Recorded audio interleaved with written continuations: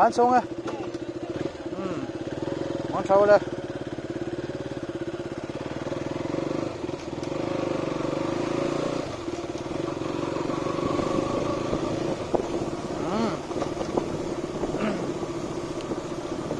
đan bật xô lại vô vô mang do cho họ thầu đó chứ giảm lắm tại vì giảm lắm so với này không là có một lỗ đâu đấy thì về đấy về bây giờ buộc về này bây giờ số nó tàn cho lục xí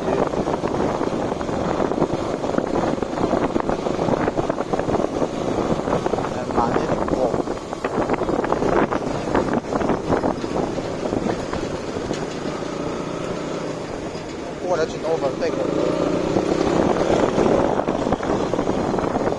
Có hiện tại chỉ có là dán cái dán của thì sẽ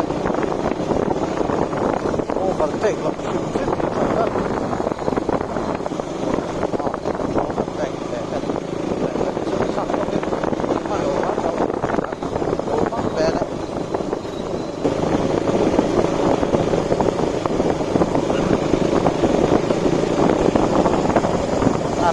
Rẻ trâu rất hốc ấy chia sủ rồi thì phê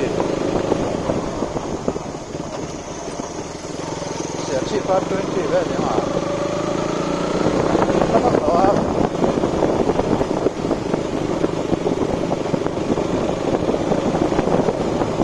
đã ngay thật chính là lô ra hết mà sẽ tía rồi có chỉ có đủ bốc chứ đã ngay sao rồi có thể đo bốc xí rồi và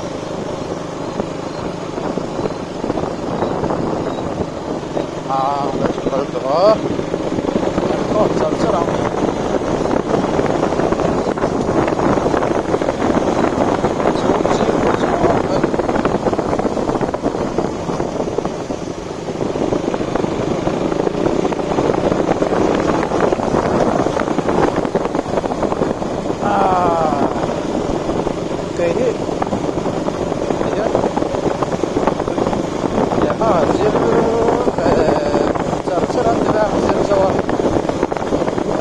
cái gì đây chặt lắm còn cái ai ta vào này hà lạc phải block về đến chỗ nhà có cho điều để về chuyện đó tôi nhất định về với mình có thể để ta ở gas ra để ta lao được ra để lao rồi thì nó chỉ các mắt hết đó nên nó thổi tôi đấy mà không xin đâu thuốc chết về đó thì phải dùng đó vấn đề là mình chưa ăn thọ bên xa để bốc thọ về đủ chuyện đi ấy mấy là đó thọ bên đó là về thì mà chỉ để ha giết giờ ra đi du hà đấy rồi thì dám đón lại thì bây giờ đi du hà về thì ha thì tụi bay đó thì tụi bay ha ăn bay đồ về nó thì chuột đi ăn luộc về điểm ba cái tí thì mắc các tụi nó xuống lời rồi vào chuột luộc thịt rong đi tí ra thả cái thì mấy cái thịt xuống thì đầu chân thả cái thì mấy ngày đã như nào biết rồi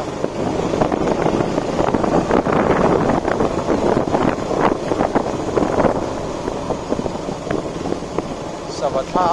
wildlife đắm bằng các làng trên này thôi luộc phát này sập tha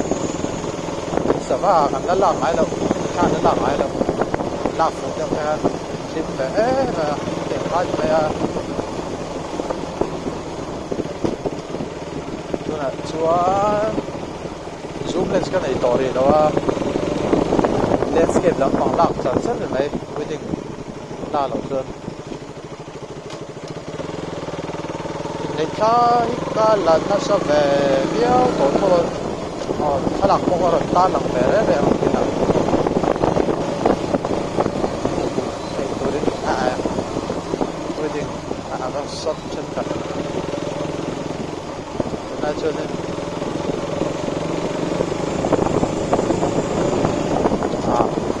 thế là đây ôi đây đó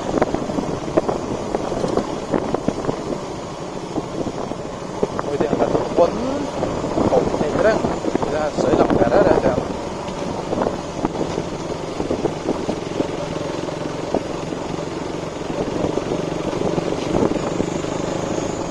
rất là khẩn sinh hắt tổ lên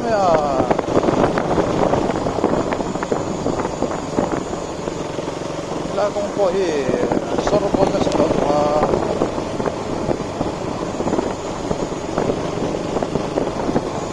lại chú motor xin nó hay lát đấy hết sẽ là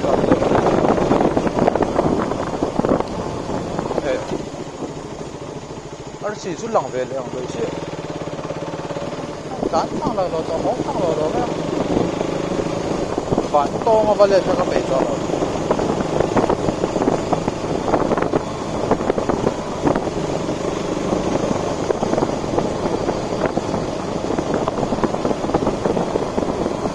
đây để về cái cua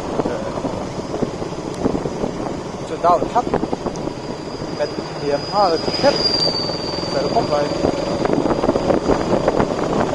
một tô là vàng lên cái này có chút nó bé trên đó tổ mặt thật ta tổ có tổ hơi thật ta thì cái số là chúa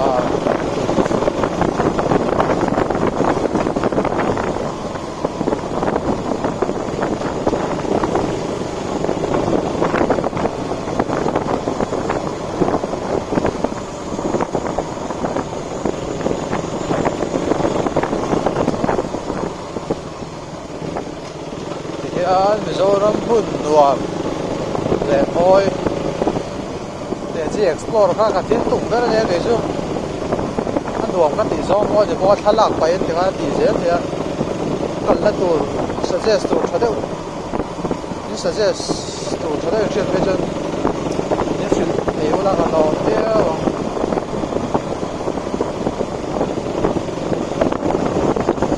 你容易我刚才的说出来nghe có sân có cần cũng là có cần đó được mà thì nó làm đéo về này nghe tiếng à rồi tôi quay phạt cái con thái đạo của anh thế quá cho nên là rất rất tuyệt đối đẹp này nó đó là cái này nó cũng này đó là thì cái một tấm số sẽ không sầu về đấy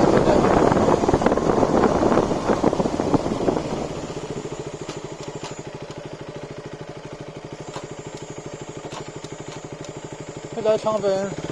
连给上的我们的那些火柴的是大了你看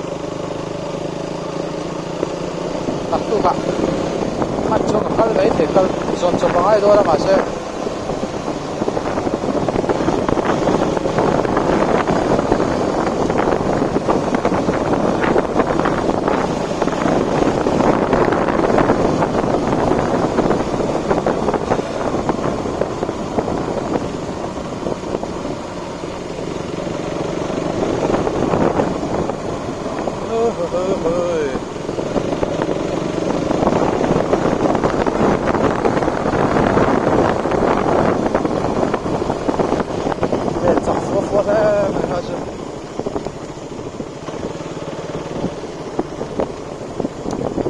đây là máy gió đừng làm sẽ chi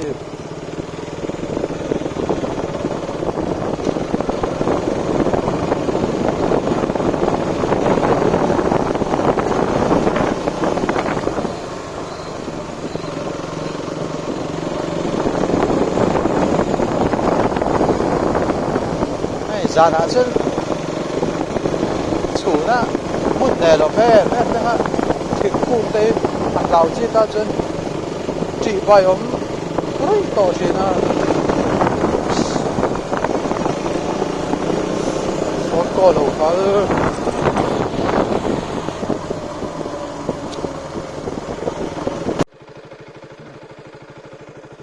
let's go了เฉียดไปไม่หลอกก็ล่ะ phone in cái record box here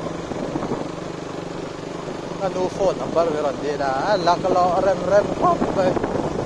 chỉ số là có sẽ to rồi à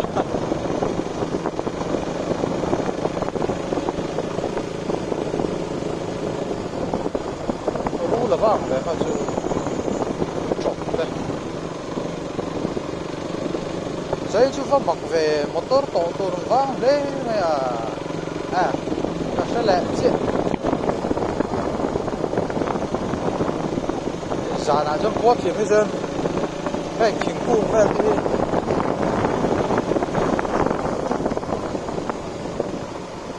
nè lắm lâu rồi chỉ là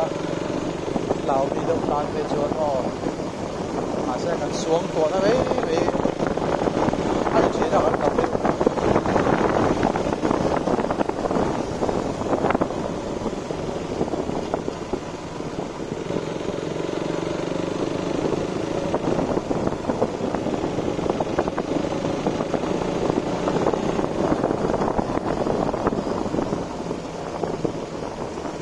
chứ nuông to ra mày mất xí lằng lại to đầu ra đấy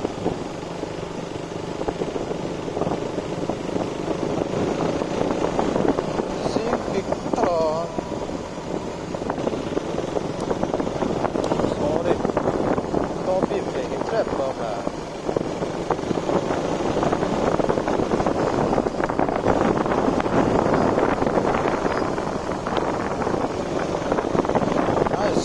và rồi nó xuống rồi đó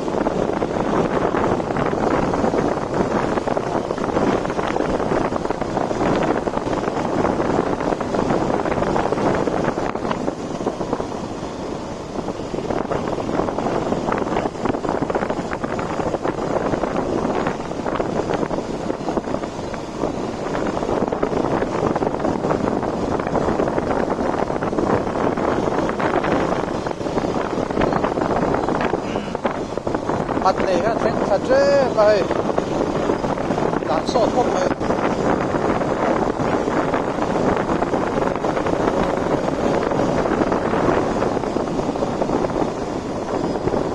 tôi kêu các chuột đó nên các bài chuột đó mình sao là đó là chuột không đó các cảnh là tụi qua bị rốt đẹp này đó cái là chẳng có sấy ta liếm đầu cũng có sấy xuống liếm đầy đầu cũng cần là tụi nó chứ là hắn phát triển phát triển chỗ cái trời mai cho hắn các phone đồng hạ lầu mấy rồi nó cái đồng hồ hát đều đó nào mà thế cậu nó bộ nó bị rót ném xuống đầy đó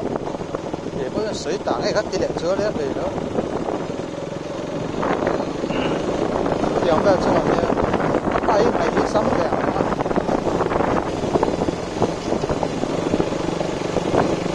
bà số tiền đó có sẽ trong cái gì đấy một chất như sản về xuống quá này bây giờ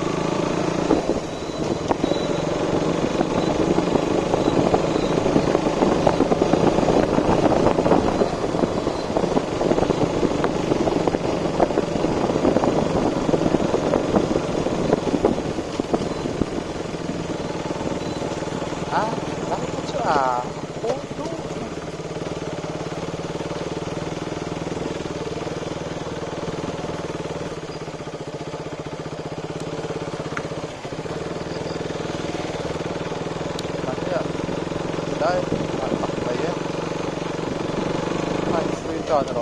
vai trò vào em và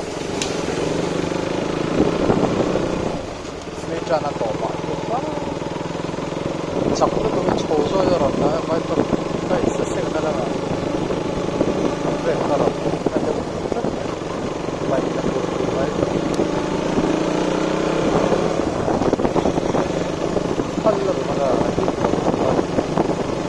sau con cũng sẽ xuyên trong một cái này cái phát hiện về chỗ của họ chỗ